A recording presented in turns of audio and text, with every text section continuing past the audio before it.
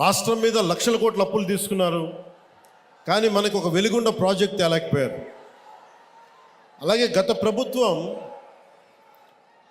Jal Jeevan machine అనేది దాహం తీర్చేది, గంగమ్మ తల్లి మనకి దాహం తీర్చేది, మన పంట పొలాలకి జీవం పోసేది, పంట పండించి మన ఒంట్లో సత్తువు నింపేది.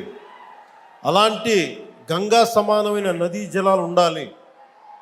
జలజీవన్ మనకి జలజయం అనేది ప్రధానమంత్రి గారు చాలా గుండెల్లోకి ఎత్తుకొని భుజాల మీదకి ఎత్తుకున్న స్కీమ్ ఇది.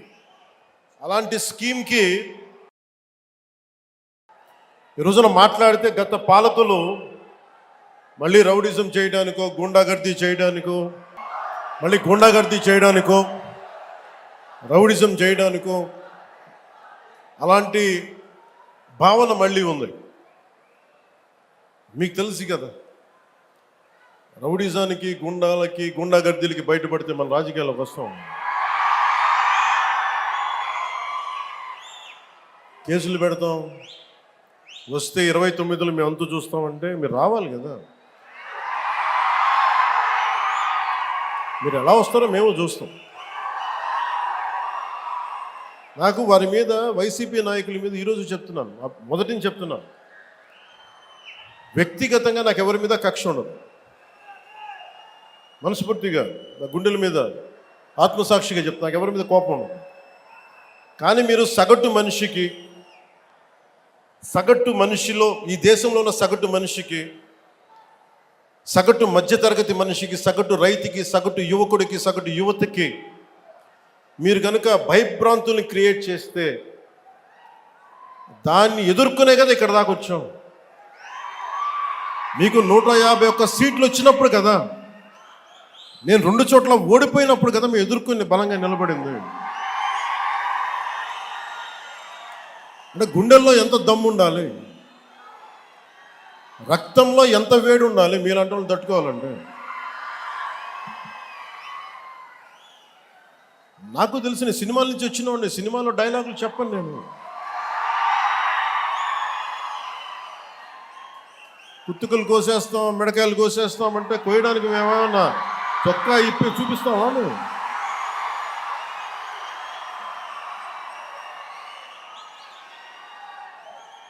నేను సినిమాలో డైలాగులు చెప్పడానికి కూడా ఇబ్బంది పడతాం. సింహం గడ్డం గీసుకుంది, మేము గడ్డం గీసుకోలేదు.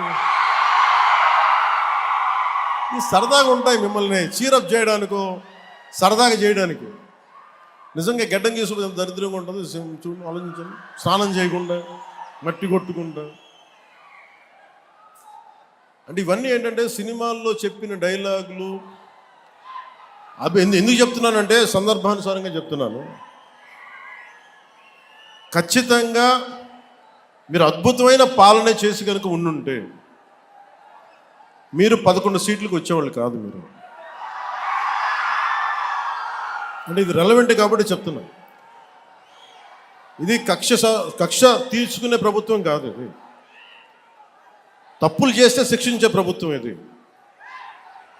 అలాంటిది అంటే ఇది ఎందుకు చెప్తున్నానంటే మీకు, అంటే మీరు అరుపులు అరుచుకుంటూ వెళ్ళిపోతున్నారు, వాళ్ళేమో బెదిరిస్తామన్నారు, కోస్తామంటున్నారు. మళ్ళీ మీ ఎర్ర జెండా శక్తి తెలియదు వాళ్ళకి. మీ గుండెల్లో ఉన్న ఆ వేడి రక్తం గురించి తెలియదు వాళ్ళకి. అంటే కడుపు కాలి ఉన్నవాడికి కష్టపడి పనిచేద్దాం అనుకున్నా మళ్ళీ తిరిగి కోపం తెప్పించుకోండి. పని చేసుకుని తల ఉంచుకొని పని చేసుకుంటూ వెళ్ళిపోతున్నాం. నిజంగా 11 సీట్లు ఇచ్చిన ఆ పార్టీగా మేము గౌరవిస్తున్నాం. ఈ ప్రభుత్వం గౌరవ ముఖ్యమంత్రి శ్రీ నారా చంద్రబాబు నాయుడు గారి నాయకత్వంలో ఉన్న ఎన్డీఏ కూటమి నడుపుతున్న ఈ ప్రభుత్వంలో తప్పులుంటే ఖచ్చితంగా చెప్పండి. ఖచ్చితంగా చెప్తే మేము సరిదిద్దుకుంటాం, లేదా వివరణ ఇస్తాం. అంతేగాని మేము కుత్తుకులు కోసేస్తాం, రంపాలు తెస్తాం, రంపాలు పెట్టి కుత్తుకులు కోస్తామంటే మీకు తెలుసు కదా, అలాంటి వాటికి తాటాకి చప్పుళ్ళకి మేము భయపడం. సో జల్ జీవన్ మిషన్కి 2019 నుంచి 2024కి నరేంద్ర మోదీ గారి ఆధ్వర్యంలో నాయకత్వంలో ఉన్న కేంద్ర ప్రభుత్వం మన రాష్ట్రానికి 26,000 కోట్ల రూపాయలు శాంక్షన్ చేసింది, మనకి ఖర్చు పెట్టమని. మీరు ఊహించండి ఎంత ఖర్చు పెట్టారో వీళ్ళు. 26,000 కోట్లు మొత్తం ఇస్తామంటే దానికి మ్యాచింగ్ గ్రాంట్ ఇవ్వకపోవడం వల్ల 4,000 కోట్ల రూపాయలు ఖర్చు చేయగలిగింది. ఆ 4,000 కోట్ల రూపాయలు పోని కనీసం కొన్ని ఊళ్ళకి దాహం తీర్చారా అంటే అది కూడా తీయలే. ఆ 4,000 కోట్లకి పైపులు వేసుకున్నారు అంతే. పైపులు వేసారు. ఇప్పుడు పైపులు వేస్తే వాటర్ సోర్స్ చూపించాలి కదా. ఎక్కడి నుంచి నీళ్లు పట్టుకొస్తున్నావు, చెరువు నుంచా, కుంట నుంచా, ఎక్కడి నుంచి పట్టుకొస్తున్నావు అంటే అవి కూడా చేయలేదు. పైపులు వేసి కూర్చోబెట్టారు. ఎప్పుడు మనకి ఉపరితలం నుంచి మన సర్ఫేస్ వాటర్ ఎప్పుడు వస్తుందని. దీనివల్ల ఆ 4,000 కోట్లు కూడా చాలా వరకు వృధా అయిపోయింది. ఈ రోజున జేజేఎం మెషిన్ ఆగిపోతుంది.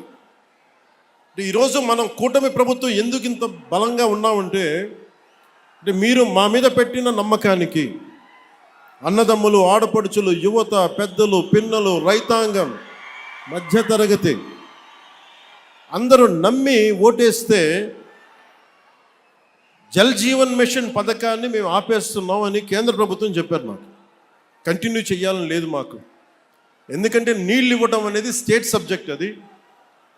ఇది ఇన్ని రాష్ట్రాల మీద మాకు భారం అయిపోతుంది, మేము ఇవ్వలేమంటే ముందు నేను వెళ్ళి బిఆర్ పాటిల్ గారిని కలిసి, జలశక్తి మినిస్టర్, కేంద్ర మంత్రివర్యులు వారిని కలిసి వివరించాను. సార్, గత ప్రభుత్వంలో 26,000 కోట్లు మీరు ఇస్తే మేము 4,000 కోట్ల గత ప్రభుత్వం ఖర్చు పెట్టింది. అది కూడా ఇంత అవకతవకలుగా. ఈ రోజున కనుక మీరు ఇవ్వకపోతే మాకున్న సమస్యలు విని మన ప్రకాశం జిల్లా వెలుగొండ ప్రాజెక్ట్ దగ్గర నుంచి మన పల్నాడు, అలాగే మనకి అనంతపురం, శ్రీకాకుళం ఎక్కడైతే ఉన్నాయో అన్ని దాదాపు మేజర్గా ఇవి, మిగతా అన్నిటికీ అన్ని ఎక్కడైతే నీటి ఎద్దడి ఎక్కువ ఉందో వీటన్నిటికీ దాదాపు ఒక 83,000 కోట్లు, 84,000 కోట్లు అవసరం అవుద్ది. 26,000 కోట్లు కూడా సరిపోదనంటే వాళ్ళు అసలు మేము రూపాయి కూడా ఇచ్చే పరిస్థితిలో లేము, అంత ఇబ్బందులో ఉన్నామంటే కేవలం మనం ఎన్డీఏ కూటమిని గెలిపించాం కాబట్టి మా గొంతు బలంగా, మా గళం బలంగా వినిపిస్తే తర్వాత గౌరవ ముఖ్యమంత్రి చంద్రబాబు నాయుడు గారు, నేను ఇంకొకసారి మరోమారు జలశక్తి మినిస్టర్ గారి దగ్గరికి వెళ్ళి ప్రధానమంత్రి గారికి వారికి చేస్తే ఈ రోజున జేజీఎం ప్రాజెక్ట్ మొదటి విడత మనకి 1,390 కోట్లతోటి మన ప్రకాశం జిల్లాలో మొదలు పెడుతున్నామంటే దానికి మీరు మా మీద పెట్టుకున్న నమ్మకం, కేంద్ర ప్రభుత్వం మన మీద ఉంచిన నమ్మకం. ఒక 4 దశాబ్దాల పైనే కలిగిరిలో పెరిగినాడు. 4 దశాబ్దాల క్రితం మొట్టమొదటిసారి స్వాతంత్రం వచ్చాక మన ప్రకాశం జిల్లాలో చేపడుతున్న అతిపెద్ద తాగునీటి సరఫరా పథకం ఈరోజు మనం జల్ జీవన్ మిషన్ ద్వారా చేపడుతున్నాం. 1,290 కోట్లతోటి ప్రకాశం జిల్లాలో 7 నియోజకవర్గాలు, ఎర్రగొండపాలెం, గిద్దలూరు, మార్కాపురం, కనిగిరి, కొండేపి, కందుకూరు, దర్శి,